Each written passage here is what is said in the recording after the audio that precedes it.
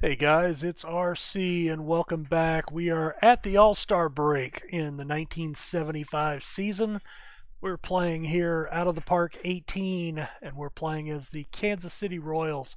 So just kind of catching up, we didn't make it all the way through the week because of the All-Star game. Lou Brock is in the middle of a 40-game hitting streak, a 416 clip with 14 RBIs for the year. So he is tearing the cover off the ball, but it looks like it broke. Yep, at 40 games. Was held hitless by the Pirates.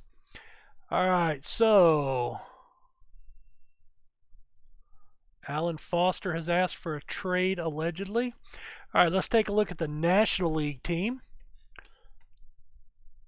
The top player was Mike Schmidt with 2.6 million votes. Tim Hosley of the Cubs beat out Manny Sanguillen and Joe Ferguson for catcher. Willie McCovey got a narrow win over Willie Stargell, and Tony Perez came in third, all three with over 1 million votes. Joe Morgan of the Big Red Machine finished first at second base. Mike Adams of the Cubs and Rennie Stennett of the Pirates. Mike Schmidt, the top vote getter, will start at third. Ron Say finished second. Dave Concepcion, Larry Boa at shortstop, Jack Heidelman as well. Greg Lazinski, Gary Matthews in left. Richie Zisk was in third, just narrowly getting beat out by Matthews. Rick Mundy of the Cubs will start in center. Jimmy Wynn of the Dodgers will back him up. And Reggie Smith, of course, we all remember him with the Dodgers, but played for the Cardinals once upon a time, starts in right field. Jay Johnstone and Dave Parker. There was only 14,000 votes separating those two guys. Wow. And then Tom Seaver, John Matlack, Phil Necro, Andy Messersmith, and Don Gullett. Mike Marshall, Al Hrabowski, and Ramon Hernandez coming out of the bullpen. Over to the American League. Top vote getter was Reggie Jackson. Just missed 2.7 million votes. Thurman Munson will get the start. Gene Tennant's finished third behind Bill Freehan of the Tigers. Carl Yastrzemski beat out Craig Kusiak of the Twinkies, and Mayberry got onto the board, breaking the 1 million vote mark at first base. Bobby Grich with 1.5 million votes, easily beating out Phil Garner and Lynn Randall. Bill McNulty doubling the vote getting of George Brett. Eric Soderhelm of the Twins finishing third. Doug DeCinces of the Orioles will start at short. Rick Burleson and Robin Yount also receiving votes there. Don Baylor, but he is hurt if I remember correctly. Yes, he is out, but for 4 more days, so he likely skips the All-Star game. Hal McRae would get the start in his stead. Roy White of the Yankees would be the backup at that point. Amos Otis of the Royals gets the start in center field, beating out Mickey Rivers by just a handful of votes. And Reggie Jackson beat out Bobby Bonds and Jeff Burrows. Tommy John, Pat Dobson of the Yankees headlined the pitching staff. Frank Tanana, Jim Cott, Vida Blue round out the rotation. Sparky Lyle out of the bullpen. Riley Fingers and Paul Lindblatt of the Athletics in the bullpen, and John Hiller and Wayne Garland finished that out. Let's see. So we'll delete those. We'll go ahead and play the All-Star game. We got 6 more emails. Team power rankings. We're back up to 7th overall, it looks like. So let's take a look at the All-Star break. Yankees are up 6.5 over the Orioles. Kansas City struggling still. We've been limping through this, but luckily nobody else has jumped up. The White Sox 3 back, and in the wild card that would give Baltimore a why is that 52? See, it shows Chicago as not being behind, but they actually are. They're 5.5 games up over the White Sox. Okay, I guess that's what that means. I'm always used to seeing the leader with a dash. The Mets, a game and a half up. Pittsburgh goes 2-8 in their last 10 as they swap positions. Phillies are right there. Cincinnati's got a 9-game lead over the Dodgers and probably closing that off pretty quickly. The Pirates, the Phillies, only a one game separating them, and then the Cubs and the Dodgers just a game back from them. So very tight race. Jackson hitting 358, McNulty of Milwaukee 27 home runs, Reggie Jackson 79 RBIs. Johnny Bench leading the National League with a 351 average. Mike Schmidt with 23 homers. Greg Lazinski just one back with Philadelphia. And Schmidt also 74 RBIs, the National League high. He is not on the leaderboard for batting average, but he is hitting 328, so he's certainly within striking distance of a possible Triple Crown run. Randy Jones with a 1.99 ERA. Bill Bonham, 15 wins. Tommy John and Jim Palmer with 12 on our side of the column. Pat Dobson with a 1.54 ERA. Taking a look at our boys, let's see. Busby is 9-4 at the break. Bryles 9-5, as is Marty Patton. Paul Splittorff, not a bad ERA, but he's been a hard luck loser, but he's gotten back to 6-8. Solomon, after starting off 2-0, has dropped 2 of his last 3 starts. McDaniel's doing pretty good in the closer's role, 8 saves with a 2.88 ERA. Suter has 2 appearances, 3 innings, and has yet to allow a run. So in 2 games down the stretch of the first half of the season. Let's see. Veda Pinson's 3 more days, but we never put him on the DL. Staggs is on the DL for the rest of the season.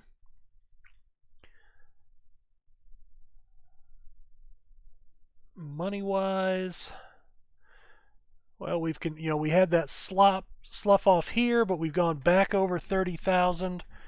So we've had pretty good capacity, and it looks like we are actually slated at our current pace to turn a profit of about $390,000, which would be good.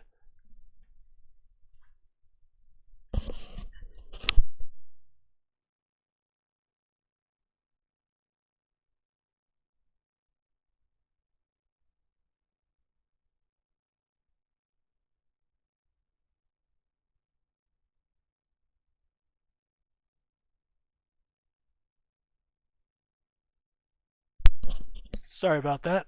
Had to take care of something real quick. Yeah, I don't know. We're pretty strapped on contracts. But hopefully we can keep up the winning, keep our attendance up, and turn that profit. I'm wondering if maybe I should raise ticket prices for the second half because fan interest is really there. I might do that. Let's go to $2.85. That sounds so strange. $2.85 for a baseball ticket. Now it's like $40 for a cheap one. That may get us a little more money. We don't want to milk the fans too bad, but maybe we can get a little more money here as we're playing this out. Let's see if we go to the schedule.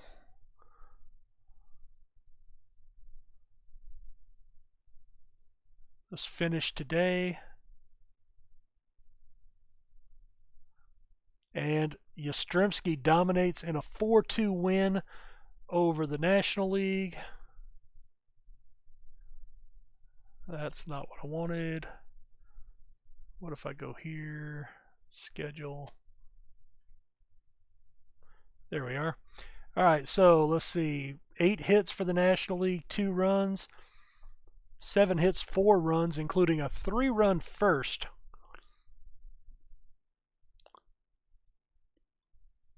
no home runs. Yastrzemski, a 2-out RBI. 2 for 2 with 1 RBI. Thurman Munson had the big hit, 1 for 3 with 2 RBIs. A double in the first inning off of Seaver with 2 on. So that was the big hit. Tommy John, Ryan. Ryan gets the win. Tanana gives up 2 runs, but neither one of them are earned.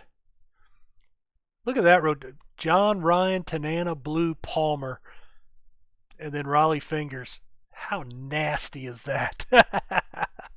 Tom Seaver, Phil Niekro, Don Gullett. Yeah, that's hideously insane right there. I don't think you could take all the pitchers in baseball today and get a rotation that looks that good.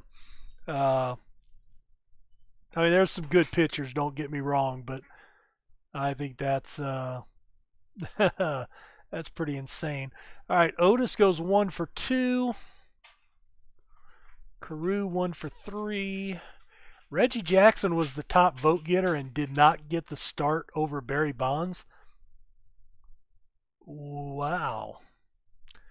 Thurman, McDaniel. That's our guy, right? Yep. I didn't realize he had made it. Lindy McDaniel got a hold. Doug DeSense's. All right, so we win the All-Star game, and let's see. The next game is the 17th, which will be Thursday. So we'll just finish out the week. All right, so we beat Cal. Well, we split the series 2-2. We got beat ugly 7-0. Who took the loss there? Who got hooked? Paul Splittorff, 6-9.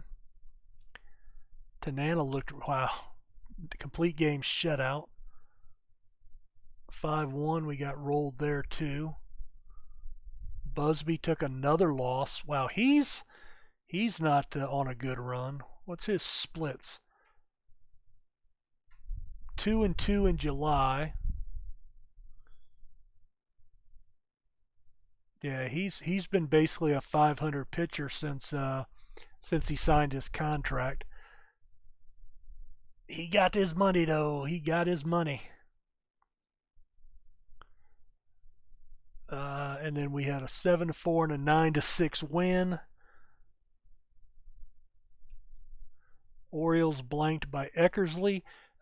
You may not know if you're not familiar. I know one of you guys said you were not familiar with 70s baseball. Eckersley actually was a starter because this was kind of the pre-bullpen day. I mean, it was still expected for a pitcher to go out and throw a complete game if he could. 7 and 8 innings were certainly what was the norm for most pitchers, and they had not gone to a bullpen really heavy at that point. And I think that's one reason, like you see Bruce Sutter in our bullpen, in 2 weeks only had 2 innings of work. They just didn't get a lot of action in the bullpen unless your pitcher got shelled early. And of course, he would later become arguably the best closer in baseball all time. Second best maybe to Mariano Rivera, but I think that's an arguable discussion over their careers. Thurman Munson, 5-hit day. Mild electric. Dave Collins had a close call at home, replacing an electrical outlet, and got electrocuted. Interesting. Yeah, turn off the circuit breaker. Yep, empty against Tanana. Steve Yeager, we could have traded for him, but he's only hitting 225, so still think that was probably a good call. Kansas City holds pat. The White Sox actually jumped. They may have passed us up this week. That's going to upset me. Nope, they do go 6-4. We're barely holding on. Lot of mediocrity down here. Cincinnati went 8-2.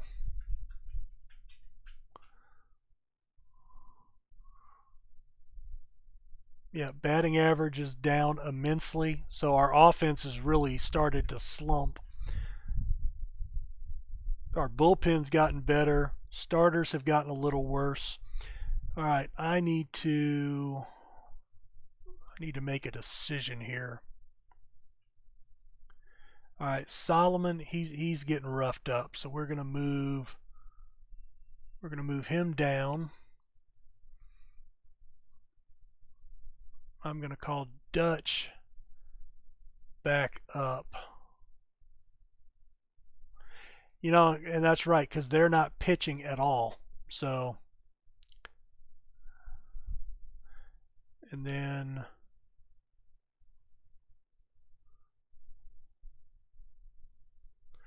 all right, that's going to put him up to number 2. It moves Paul into the bullpen. Wow.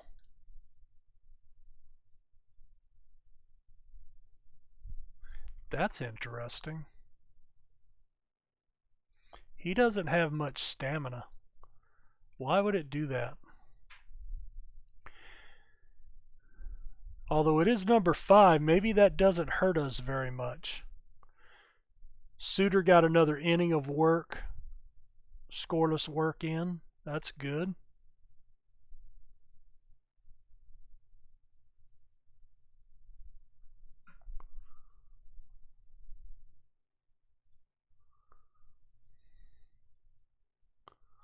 Yeah, I want Lindy in the stopper role. Huh.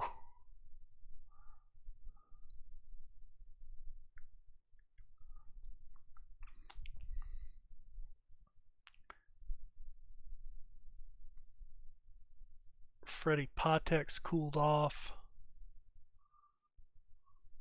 All right, Al Cowens is hitting 248. Rodney Scott 201. Mayberry 264. Brett 334.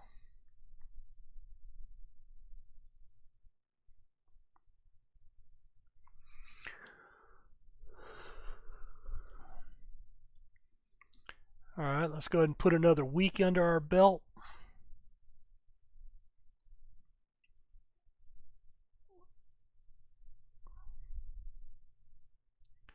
Ryan, 1-0 win, struck out 13. Robin Yount, 5 hits. Rusty Staub, 5 for 5. Jerry Martin, 5 hits. Bob Stinson, sore knee day to day for 3 days. That's okay.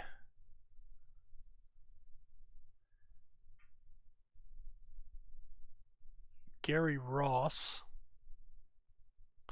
a fight with his manager, huh?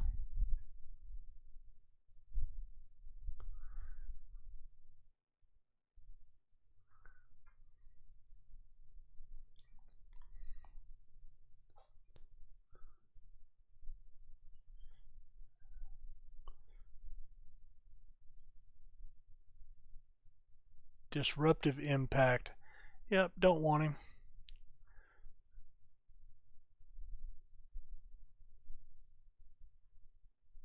John Gamble from Detroit, gone for the year.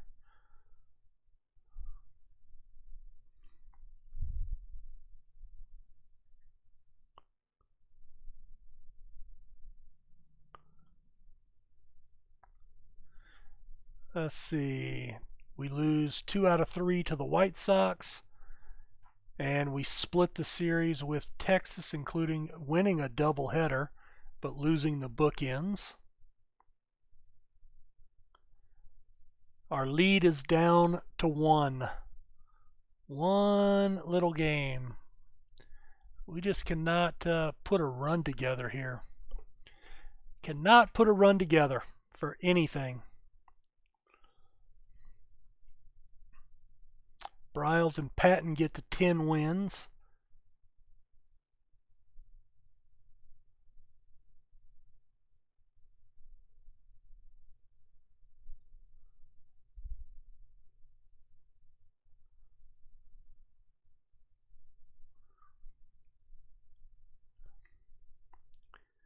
Otis hitting 322. Brett 11 homers. Mayberry 14.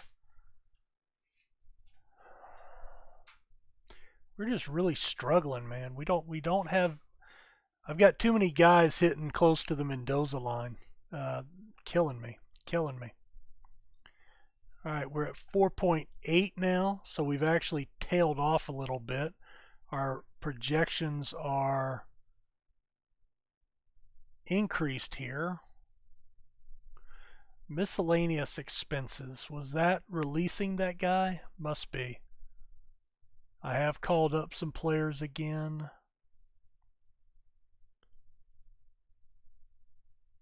So now we're about 200,000 in the hole. Hope it doesn't cost me my job. 6 to 7 weeks for Healy. Moderate running, again, not going to really affect his bat, so I'm not going to put him on the DL.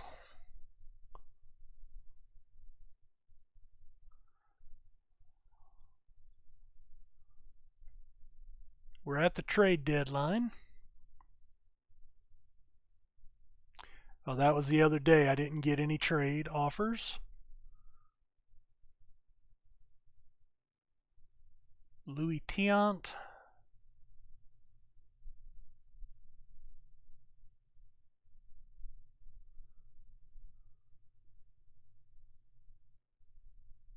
Just trying to see any names that jump out at me. J.R. Richards, 9 and 10 with a 262 this year. Carew, Player of the Week.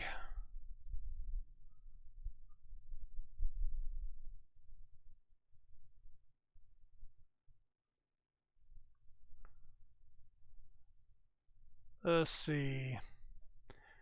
All right, so starting Monday, so we lose 2 out of 3 to the Twins. That's not good. And we lose 2 out of 3 to the Angels. So we're just spiraling now. There's nothing we're doing right. And we have fallen into a tie with the White Sox. Oh, man.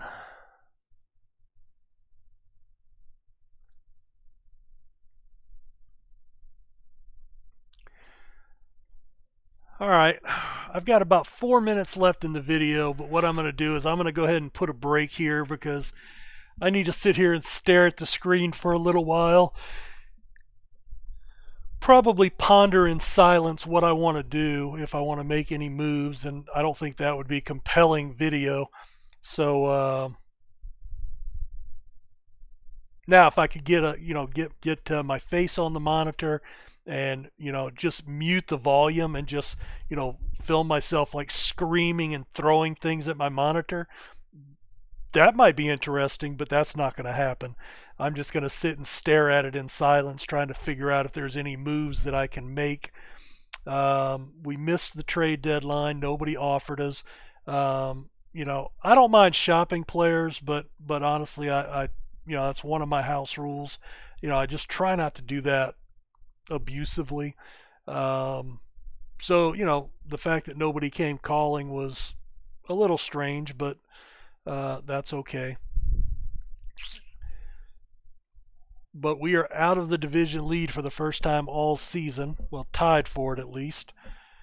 And man, I just don't know what to do at this point. We're not hitting for a lot of power. Our offensive production is down. Our batting average has plummeted down to 8th.